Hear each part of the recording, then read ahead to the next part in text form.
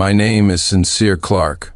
My wife, Victoria Bellwether, and I were childhood sweethearts, bound by an arranged marriage agreement since we were children. In the third year of our marriage, she hired her college white moonlight, an idealized former crush, as her personal assistant. I demanded Victoria immediately fire him, but she refused, plunging us into the silent treatment.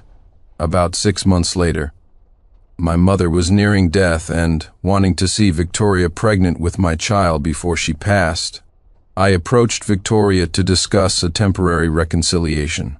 She pondered the request and agreed. After a month of dedicated effort, Victoria was pregnant, just as my mother was fading, wishing for one last look at Victoria's burgeoning belly. I received devastating news. Victoria had suffered a miscarriage after donating blood for that former crush. Fortunately, I had a child outside of the marriage. Chapter 1. The atmosphere at my mother, Martha Clark's funeral was deeply subdued. Behind me, people were watching me with strange looks. In the spot that should have been occupied by my wife, Victoria Bellwether, stood my long-term partner, Vivian Johnson. She was also holding a child in her arms. Vivian replaced Victoria, accompanying me to say a final goodbye to my mother. After the funeral ended, Victoria's father, my father-in-law, Arthur Bellwether, stopped me. Sincere, this was your mother's funeral, so I didn't say anything earlier. But what is the meaning of bringing your mistress and illegitimate son to her funeral? Have you considered the impact this will have on both of our companies? Arthur was furious. However, his anger wasn't rooted in his son-in-law's infidelity.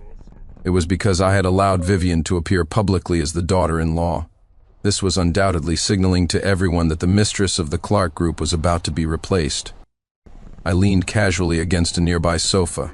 Uncle Arthur, I didn't have a choice. Your daughter aborted my child for the sake of that gigolo, and now she's still laid up in the hospital. I had to find someone to replace her. I couldn't let my mother pass away worried, could I? Besides, if Victoria hadn't shown up, wouldn't people still talk? Arthur's face was ashen, and he fell silent for a moment. He knew Victoria was keeping a male assistant, and he had warned her about it at the time, but Victoria was too headstrong and insisted on doing things her way. Moreover, since I hadn't made a fuss, he hadn't delved further. After all, in elite circles, mutual infidelity is the norm. You'd be hard-pressed to find even one genuine monogamous romance out of 10 marriages. But this time, Victoria going so far as to donate blood for her kept gigolo, and causing herself a miscarriage was truly excessive. Not to mention her headstrong refusal cost her the chance to see my mother one last time. The fact that I called him Uncle Arthur instead of Dad showed he had truly incurred my wrath. Nonetheless, he still had to clean up the mess. Arthur weighed his words carefully, softening his tone. Cinny, I know Tori went too far this time, but bringing your partner to your mother's funeral has caused her immense public humiliation. Can you forgive her just this once, for my sake? We've had too many collaborations. If you two divorce, it will be a massive loss for both corporations. I didn't reply. I retrieved a stack of photos from a bag behind me and placed them in front of him. Arthur's face immediately darkened as he looked at the pictures of young women. He recognized a few. They were all his illegitimate daughters. As for the ones he didn't recognize, they were likely his illegitimate daughters as well. Sincere, what is the meaning of this? I chuckled softly. Uncle Arthur, you may have misunderstood me. I watched Arthur's eyes, which looked ready to devour me, knowing he suspected I was threatening him with his private life. I wasn't foolish enough to do that. Arthur and Eleanor had always played the field. Even if Eleanor saw these photos, as long as Victoria retained her inheritance rights, she wouldn't even glance at them. Arthur's expression eased. Threatening him with his illegitimate children was useless, like throwing muck, disgusting but ineffective. He was relieved I hadn't sunk to that level of stupidity. Then what do you want? The alliance continues, but the player has to change. Arthur immediately understood. I would remain allied with the Bellwether family, but the partner would change from Victoria to one of his illegitimate daughters. Since the Bellwether group was still firmly under his control, as long as I married his daughter, it made little difference to him which one it was. The only ones who would object were Victoria and her mother, but Eleanor and Victoria held minimal shares. With my backing, any internal turmoil would be easily contained. However, considering that Victoria and I grew up together, he felt compelled to confirm, "Are you truly ready to give up, Tori?" I nodded solemnly. "I've made up my mind." The Clark family's strength was comparable to the Bellwethers, and our mutual interests were deeply intertwined. Any issues in our cooperation would result in huge losses for both sides. As for trying to seize the Bellwether Group entirely, that was impossible. Arthur personally controlled the company. Avoiding losses at the hands of that old fox was already a feat for a younger businessman like me. Arthur's expression shifted several times before he asked, "Which one do you have your eye on?" "This one. If it doesn't work out, we can always swap again." "You little bastard," Arthur grumbled, glancing at the photo I pointed to. The girl in the picture was strolling through a campus, smiling brightly, looking incredibly youthful and sweet. Chapter 2. After chatting with Arthur for a while longer, I drove to Vivian Johnson's apartment. When she saw me, she skillfully stepped forward, took my coat and hung it up. Seeing only her in the apartment, I casually asked, "Why are you alone? Where's the nanny?" Vivian offered a mischievous smile. "I knew you were coming, so I gave her the afternoon off." I walked into the living room. Silas was lying in his crib, fiddling with a toy. When he saw me, he immediately started laughing, his round eyes curving into little crescents. After playing with Silas for a while, I felt a soft touch from behind. I turned, embracing Vivian, and pressed my forehead against hers. "Thank you for taking care of the child. It's no hardship as long as you visit me often." After holding her for a while, I led her to the adjoining room. Early the next morning, Victoria stormed into the conference room, consumed by rage. Due to the blood donation and miscarriage, she looked extremely weak, but anger had brought a sickly, unnatural flush to her face. The assistant rushed to apologize. "Mr. Clark, Madam insisted on coming up. I couldn't stop her." "It's fine," I said. I waved him away, signaling him to leave. Victoria and I were not yet divorced. He wouldn't dare forcibly restrain her. There was no need to hassle an employee. "Meeting adjourned," I announced, gesturing for the others present to leave. Once the room was empty, Victoria exploded. "Sincere Clark, you truly are something else. I never imagined you were secretly keeping a mistress and fathering a bastard child." I refuted her, utterly unconcerned. "Why not? If you can keep a gigolo, why can't I have a female confidant? Don't be such a hypocrite." Victoria slammed her hand onto the table. "How many times do I have to say it? Nothing happened between me and Makoto Davies. I just felt sorry for him and wanted to help him." I scoffed. "Victoria, do you even believe that yourself? Nothing happened? You donated blood for him and caused your own miscarriage. I despise your cowardice, denying what you've done."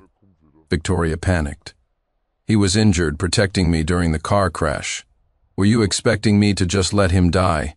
Makoto Davies and I are innocent. You're just petty.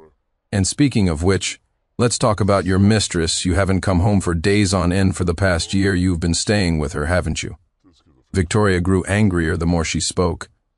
In her narrative, my infidelity was an unforgivable sin, and perhaps that's exactly how she felt she should think.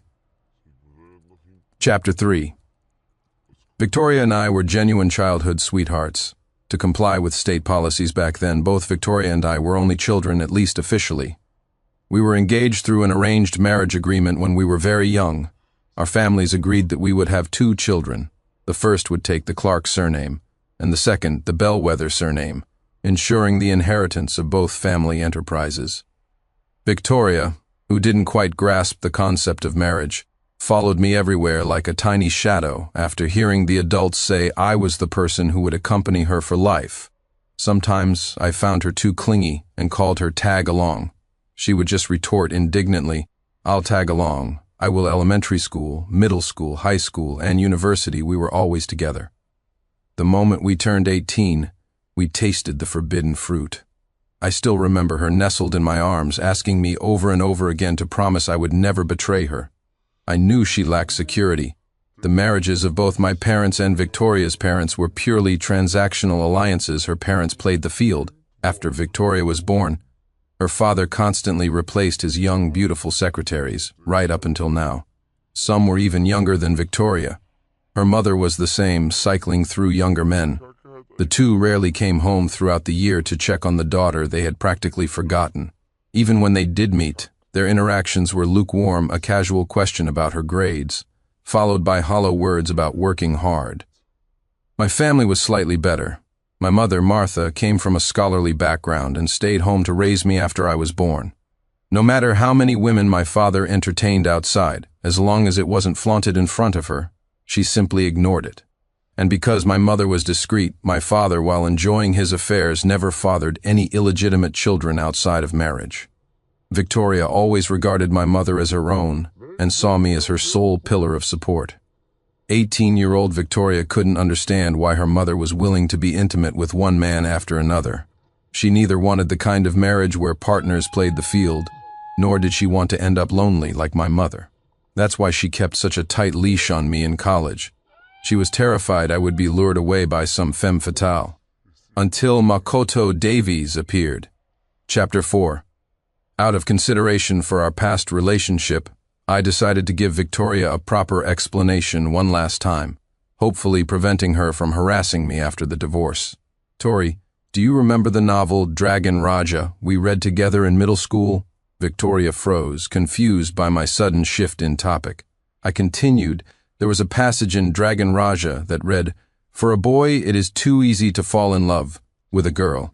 As long as she is pretty enough, there can be 1,000 or 10,000 reasons for him to develop feelings the first time he sees her.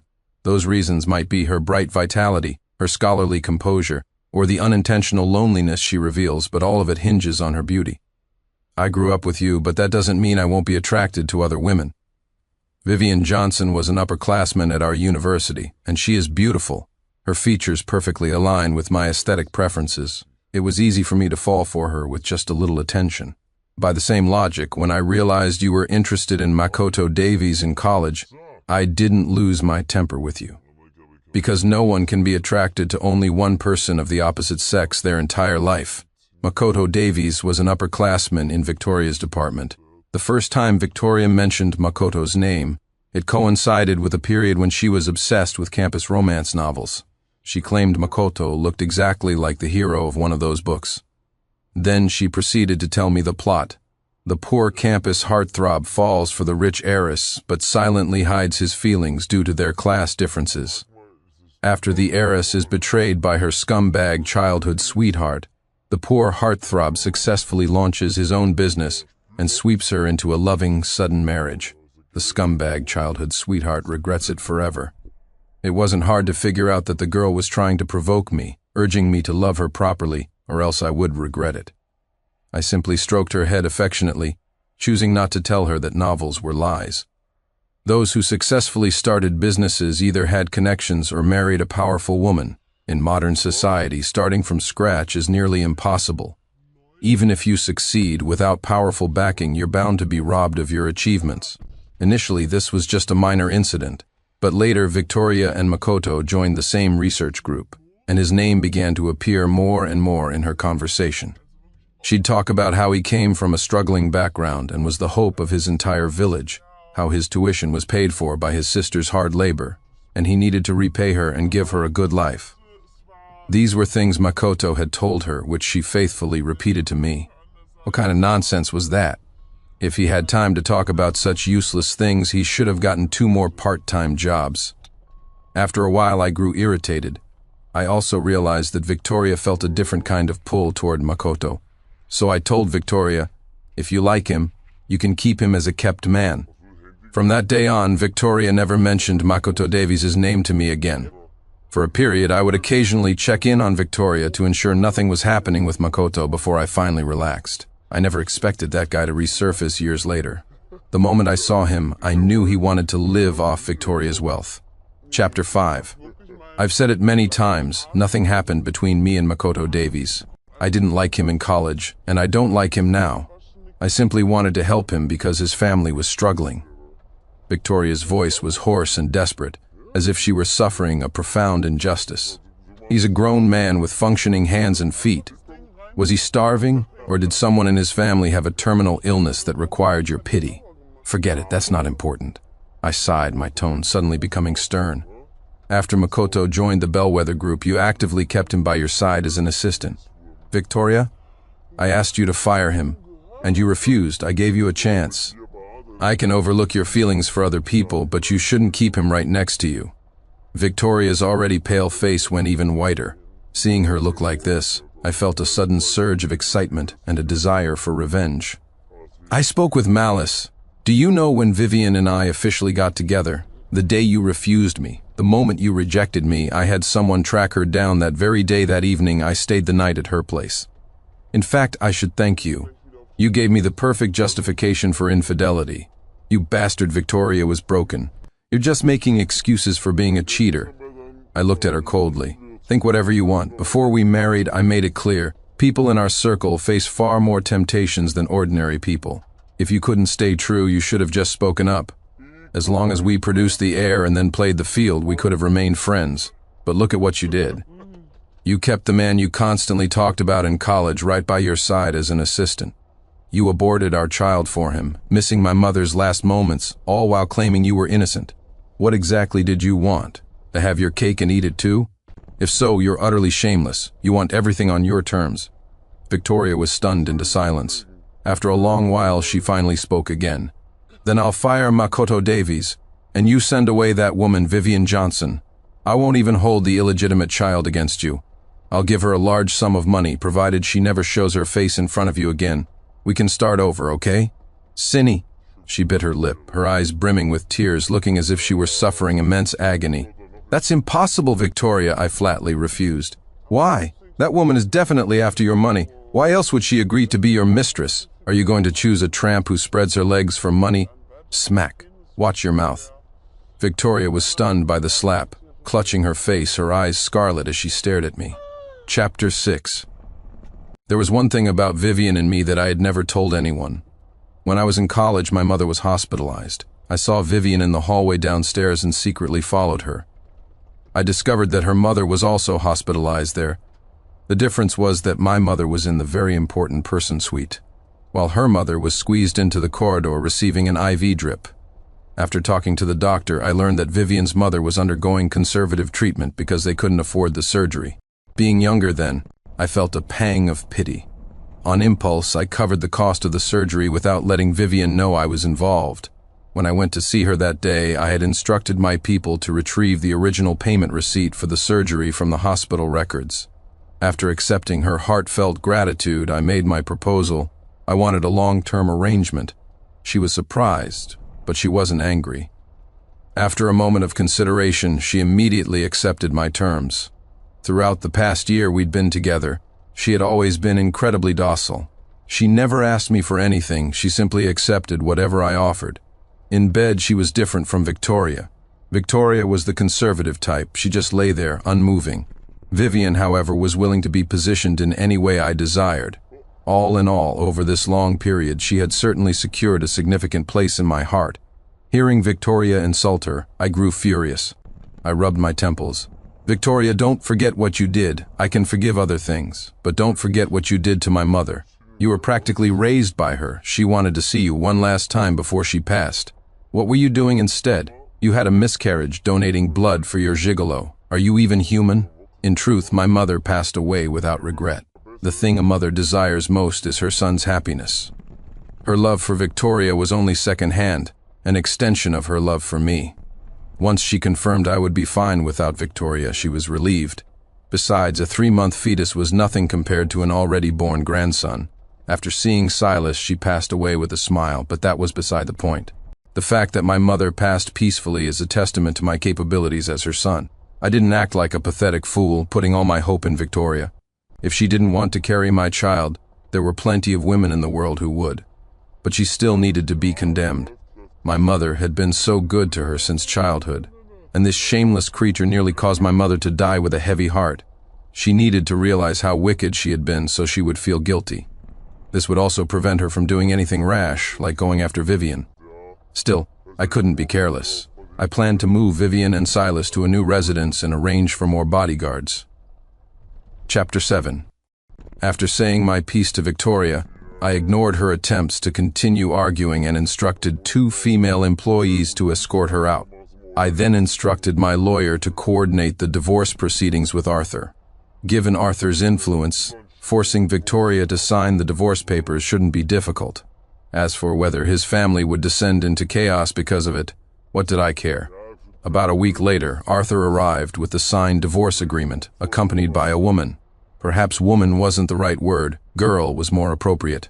Arthur's complexion was poor, marked by several scratches clearly left by Eleanor.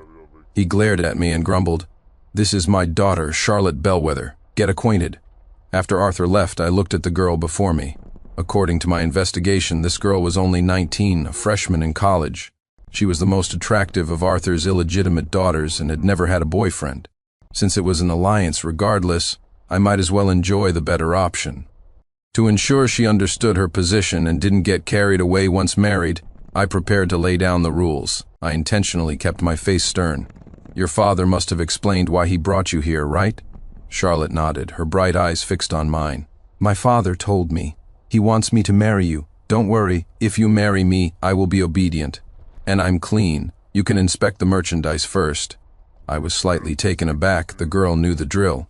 It seemed unnecessary to establish boundaries after all, but I was definitely interested in her offer to inspect the merchandise. Without being pretentious, I grabbed her hand and led her upstairs. Chapter 8.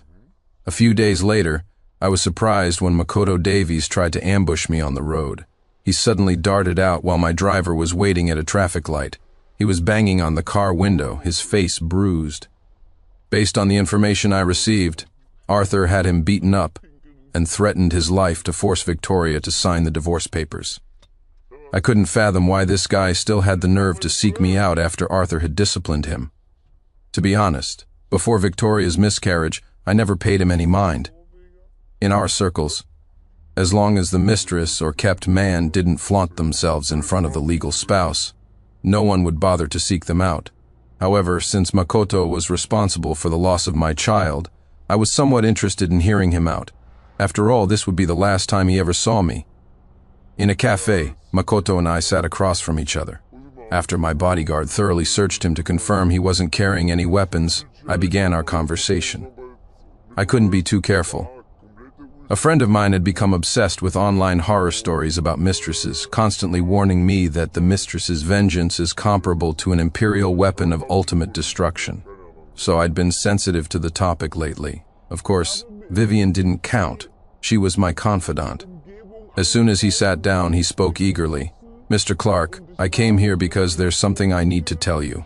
Actually, Ms. Bellwether has always loved you. I was just a pawn she used to provoke you." "Oh?" I looked at him with a half-smile. "Tell me more." A cunning gleam flashed in Makoto's eyes and he spoke excitedly. "Ms. Bellwether told me when she hired me as her assistant that she felt you were too busy with work and rarely communicated with her after marriage. She wanted to use me to provoke you, hoping you would pay more attention to her. She specifically warned me not to have any inappropriate ideas.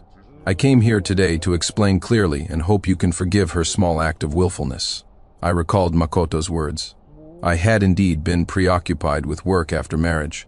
There was even a period when I would return home, have sex with Victoria, and immediately fall asleep. In that regard, I was certainly remiss as a husband.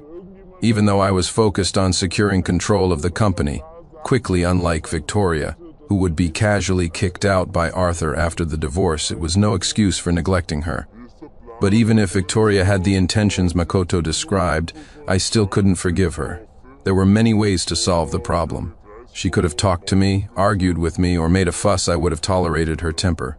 After 20+ years of history, even if our relationship had evolved from love to familial affection, I could have accommodated her petty behavior. But she chose the one method I could never accept. She loved me, so she flirted with another man to provoke me? How deranged do you have to be to think of that? Besides, I didn't believe him. Before I could speak, Victoria rushed into the cafe. "Cindy, Makoto has explained everything to you. Now you believe we are innocent, don't you?" Her face was streaked with tears and looked unspeakably haggard. "Cindy." It was a very old endearment. She had only called me that in elementary school. I recovered myself. "Victoria, perhaps you did keep Makoto around with some of the motives he mentioned. But I don't believe you kept him as your assistant for a year without harboring some other intention. Also, have you ever heard the saying, once suspicion takes root, the guilt is already established? So, there is no possibility for us anymore." I stood up to leave. As I reached the door, a group of police officers rushed in and handcuffed Makoto. Chapter 9. What are you doing? Victoria tried to grab the police officers. I gave a look to my bodyguard, who immediately stepped forward, bound Victoria's hands behind her, and pressed her against the table. I walked up to Victoria and looked down at her. I had someone investigate, and the car accident you mentioned was staged by Makoto Davies. The reason? To make you feel guilty toward him. Victoria's pupils immediately constricted, and she started screaming hysterically. Impossible, absolutely impossible, Sincere. Come back and explain yourself, husband. With that, I strode out of the cafe. Having done this, I felt I had been as benevolent as possible toward Victoria. Then I took out my phone and sent a text message to Arthur. Tori hasn't been mentally well lately. It might be best to send her abroad for treatment. As for Makoto Davies, he was responsible for the loss of my child's life. I had no intention of letting him go. I had initially planned to find a woman with HIV to seduce him and expose him once he contracted the disease, making him wish he were dead. I never expected the police to discover he staged the accident first. He would be found to have contracted HIV in prison in a few months. Lucky him. Epilogue. Charlotte Bellwether, I'm rich. Mr. Clark. Ugh, husband is so generous. I kissed the black card in my hand over and over. Ignoring the stinging pain in my lower body, I took a taxi to an ATM and checked the balance. A full $2 million. With that much money, how many designer bags could I buy? Wait, mother taught me to buy property first and secure a fallback plan. No, I'll buy a car first. It's flashy, and I can be available immediately whenever husband calls. I've known since I was very young that I was the daughter of the other woman. Whenever father came to see mother, she'd send me out to play alone. Unfortunately, as mother aged, father came less and less often, so mother taught me not to be useless like her, destined to be a mere mistress who would be abandoned when she got old. She told me I had to marry rich and secure my status. I was different from her. Even as an illegitimate child, the chairman of the Bellwether Group was still my father. Plus, I was prettier than her. If I encountered a wealthy heir who wasn't too bright, I could use my pedigree as a banner and have a real shot at becoming the legal wife. To increase my chances of success, mother taught me all the techniques she had used over the years to seduce men. When I started university, I was just about to practice on a few supplicants when a massive surprise landed in my lap. My father, the man who hadn't been in my life for nearly 10 years, stood before me and announced he was introducing me to a husband. Having not seen him for so long, I was initially terrified that he was trying to sell me off to some old, ugly man. But seeing the bodyguards next to him, I didn't dare resist. When I learned he was the CEO of the Clark Group and only 28, I was stunned. 28? That was nothing. Girls my age in my social group were already serving 48-year-old men, and those girls boasted about those old men all the time. So, I patiently listened to my father's explanation. It turned out that my half-sister had been keeping a gigolo outside the marriage. She caused herself a miscarriage trying to save him, and was subsequently returned goods. Because of the collaboration between the two families, the Clarks demanded a trade-in for a new model, and I was luckily chosen. If I could satisfy him, I could achieve my ultimate dream of becoming a wealthy wife. The moment I saw Sincere Clark, my eyes glazed over. Rich and handsome, wasn't this my dream husband? My last ounce of hesitation vanished. I couldn't let such a perfect man fall into the hands of my sisters. I decided to go all in and offer the only valuable thing I had left, my purity. Afterward, his simple "you're quite good" sounded like the music of the heavens. Taking the money he gave me, the first thing I did was tell mother the good news. We hugged, tears of joy streaming down our faces. Since I was 2.5 years shy of the legal age for marriage, mother began imparting her treasured techniques, vowing to help me secure this man's heart over the next 30 months. She even helped me choose my battle robes. From that day on, I spent every free moment fostering my relationship with my husband. After a while, I was surprised to discover that this man, 9 years my senior, was unexpectedly pure. He actually blushed when I crawled under his desk at the office. Moreover, I learned he only had one mistress outside the marriage, unlike my scumbag father, who slept around indiscriminately. However, learning that his mistress had already given him a son gave me a serious sense of crisis. To ensure my $2 million monthly allowance didn't stop, I used every trick I knew to get pregnant with Sincere's child. During the pregnancy, I started worrying again, afraid I would lose favor because I couldn't properly serve him. After all, we weren't married yet, and some of my sisters had caught wind of the situation and were already launching their attacks on Sincere.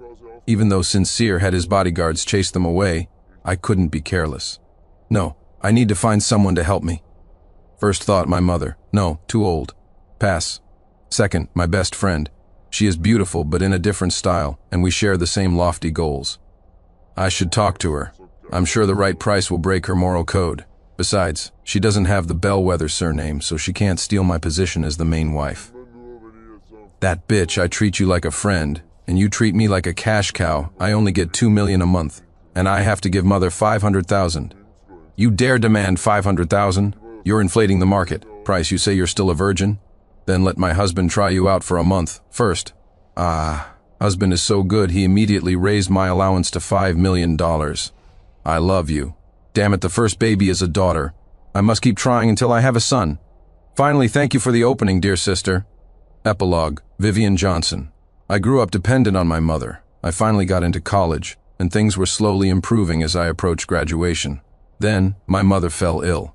Mid-stage cancer, the kind of illness the poor cannot afford. I worked part-time jobs during the day for meager wages and spent my evenings encouraging my mother not to lose hope. The immense pressure left me breathless. Faced with the staggering medical bills, I was even prepared to sell myself. But the required medical fees were around $3 million, a price I couldn't even fetch if I tried. Just when I was completely despairing, the hospital informed me that a kind stranger had covered the entire surgical cost and even arranged a proper hospital room. The shock and joy were overwhelming. My mother was saved. I asked the hospital who helped me, but they wouldn't tell me. I knew there was no such thing as a free lunch. I had a premonition that this benefactor would find me one day and demand repayment, but it didn't matter, as long as my mother was alive. I waited and waited for almost 7 years. I remained single during those 7 years. Why? I worried that the benefactor would demand my body, so I avoided dating or marriage, lest I cheat on a future partner when the time came to repay the debt. Finally, I waited until my benefactor arrived. I was surprised to find it was Sincere Clark, a junior from my college days. My junior told me that his mother was seriously ill and likely wouldn't last 2 years. He explained that his wife was having an inappropriate relationship with another man and pleaded with me to bear him a child. I didn't know if his story was true or false, but since I was already prepared to repay the debt, I naturally didn't refuse. The only condition I set was that I be allowed to see the child after birth. When my junior realized I was still a virgin, I saw immense surprise in his eyes. He changed his mind. He told me that he would give me anything except marriage. He wanted me to stay by his side permanently. I didn't argue. I knew that for a wealthy man like him, asking me for demands wasn't a genuine negotiation. Besides, rather than finding a patsy later and living in fear of my secret being exposed, it was better to stay with him. At least I could watch my child grow up. After the child was born, he took me to see his mother one last time. The elderly woman saw the baby and passed away smiling. Then, I attended her funeral as if I were his wife, sending her off on her final journey. My feelings were complicated. Later, he moved me into a large house and hired a nanny for the children. With his permission, I returned to work and saved the money he gave me. I believed he would eventually grow tired of me and cast me aside, and I needed to plan for my children's future and mine. I never expected that 1 year to stretch into a lifetime. It went on so long that I eventually felt like he was truly my husband and I was his wife. During that time, I bore him another son and a daughter. When he turned 60, he handed over the vast business empire to our eldest son. Only then did I truly believe he meant it when he said he loved me.